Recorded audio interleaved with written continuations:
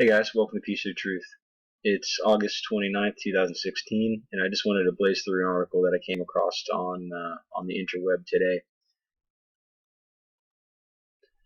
This piece of shit here was posted by USA Today at 6:04 a.m. And of course the link will be in the description box as always. It says here Chicago begins building fitness tracker to check its vitals. Now, it says that Chicago, the Windy City, has begun installing what sounds and looks a whole lot like a Fitbit that can measure the vitals of a bustling metropolis. Chicago, which partnered on the project with researchers at the University of Chicago, the Argonne National Laboratory, and several corporations, last week installed the first two of 500 modular sensor boxes. The devices will eventually allow the city and public to instantly get block-by-block data on air quality, noise levels, as well as a vehicular and pedestrian traffic count.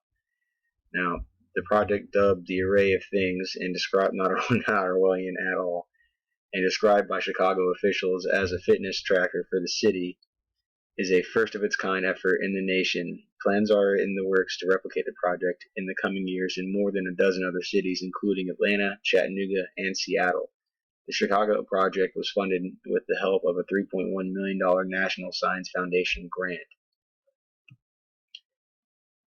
5 years out, if we're successful, this data and the applications and tools that will grow out of it will be embedded in the lives of residents and the way the city builds new services and policies. Chicago's Chief Information Officer Brenna Berman told USA Today it will be viewed as a utility, the same way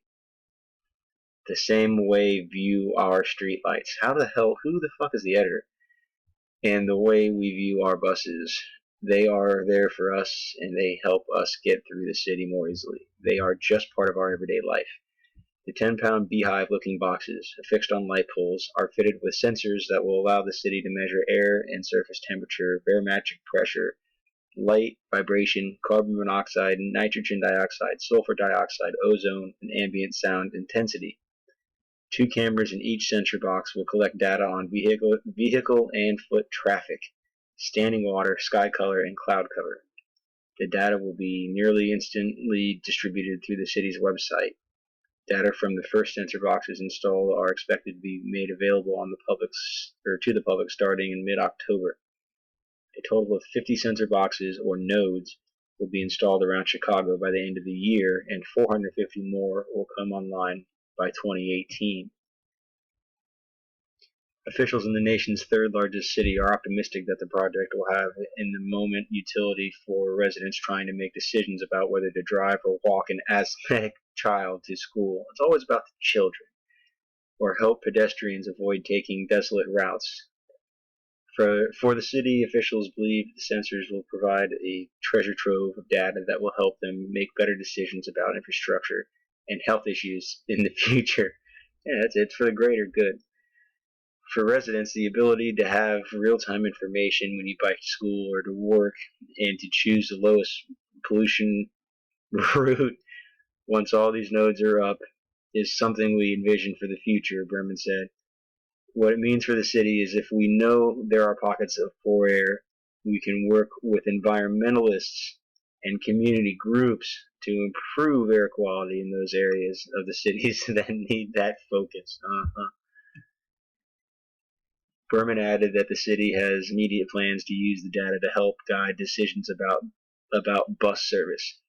The city also wants to use the vehicular and pedestrian traffic data to help guide policy and infrastructure decisions as it tries to reduce traffic fatalities in Chicago. It says here the city is one of many around the globe that are part of an ambitious collaborative aiming to cut traffic fatalities to zero.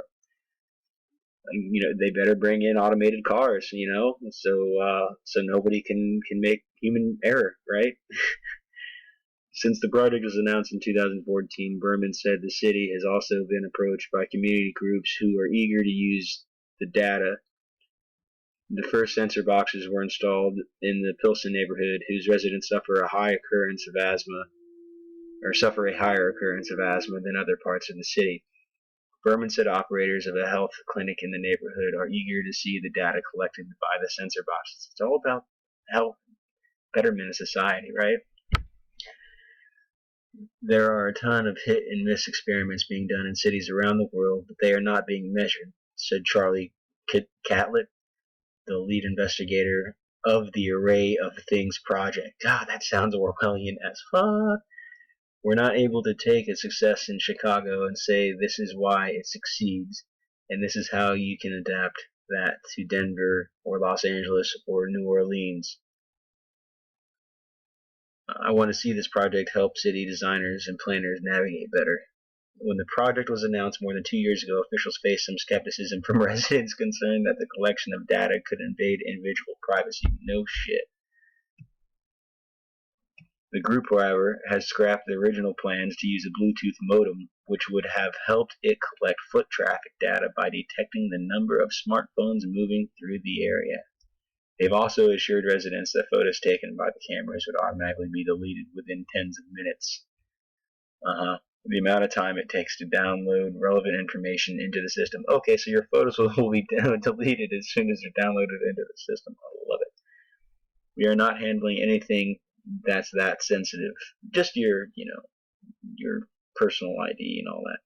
But we are sensitive to the impressions, Catlett said. We wanted to make sure that we're doing a project that people in Chicago can be excited about and not worried about. Alright, first of all, I'm calling bullshit on their scrapping the idea to use a Bluetooth modem. I'm calling big bullshit on that. Alright guys, well when I first heard about this project a couple years back, when they first brought it up, one of the main things that they wanted to do, I remember, was measure the gunshot count. They wanted to be able to better better respond to gunshots. Now, that was what they were saying that they wanted to do, but who the fuck knows what they're really going to do with that microphone. How good they'll be, who knows. Anyway, I saw this and I couldn't help but think about MZ catchers. I don't know if any of you guys know about MZ catchers or not. I hate using Wikipedia as a source, but it's late and I gotta get some sleep, so I'm just going to throw this in the link description box as well. But an MZ catcher is a telephone eavesdropping device used for intercepting mobile phone traffic and tracking movement of mobile phone users. Essentially a fake mobile tower acting between the target mobile phone and the service provider's real towers. It is considered a man-in-the-middle attack.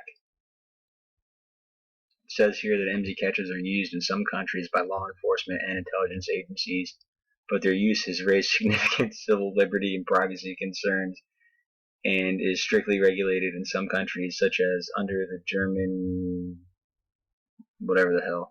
Some countries do not even have encrypted phone data traffic or very weak encryption, thus rendering an MZ catcher unnecessary. You know damn well all that whole fake controversy with the FBI wanting Apple's encryption so they could fight terrorism is bullshit. You know damn well that Apple built a backdoor for them to get in, snoop around, do whatever the hell they wanted to do. So anyway, when I see this fucking thing here, pardon my French, the first thing I think about is one of these MZ catcher devices. Now, there's not a whole lot of photos here, but you can see how small they can be. And they can certainly put one of those things in this little bastard here. And, that's probably what this freaking box is. All the microphone and cameras and all that shit are probably in the damn beehive. The box is probably the modem and the damn MZ catcher. But anyway, I don't want to make this video too long, and I just wanted to basically get the article out there to my subs, to people who may not have seen it. Once again, it's from USA Today, and the links will be in the description box. Alright guys, have a good one now.